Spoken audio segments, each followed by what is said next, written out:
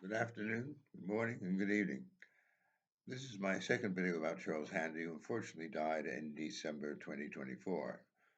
And as I said in my previous video, Handy 1, Charles was my tutor at the London Business Schools, 1971 to 73. He was the dean of the MBA program and not yet a professor, and he hadn't written or published any of his 19 books. But this is a story that really sums up the lateral thinking of Charles Handy. What happened was we would regularly meet, and uh, we had to study particular subjects, that were mandatory, and then other ones were electives. And I noticed that, in the first term we had a chap called Green, who was from the University of Chicago Business School, and he was the leading expert in finance.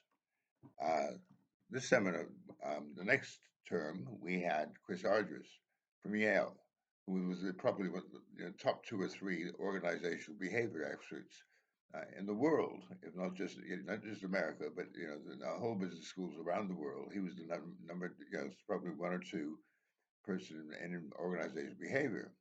And then next term, this is the third and final term of that year, we were going to get Warren Bennett, who was the expert. He was from UCLA Business School, and I think he was the expert in temporary management systems. I said to Charles, in one of our sessions, how are you getting these experts? And he said, well, Chris, this is a good question. How am I getting these people? And he said, just think about it. Tell me the next such time we meet how it's done.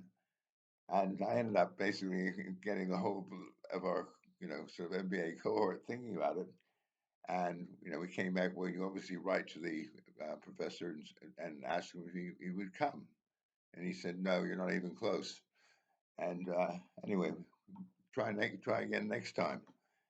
And then suddenly someone, I can remember the cohort saying, wait a minute, I know what he's doing. And we said, what's that? He's writing to the wives.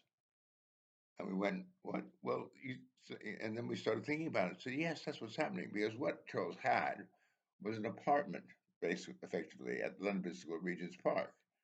And next time we said, you're writing to the wives, and you're offering them things like free accommodation for 8 weeks in London, tickets to a couple of London plays every week, invitations to go to some of the best restaurants in London, the hot new spaces, and you're writing to the wife saying all you have to do is persuade your husband to come to London and run a seminar, over the term on his subject, organizational behavior, financial accounting, or temporary management systems, for example.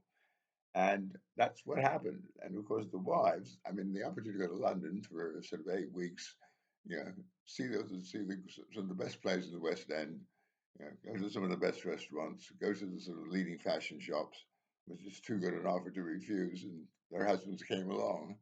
So that's the story. And it really was, brilliant lateral thinking. Don't write to the professors, you'll just be turned down, but write to the wives, making them an offer they couldn't refuse. Anyway, I hope you enjoyed the story. And he was a terrific tutor.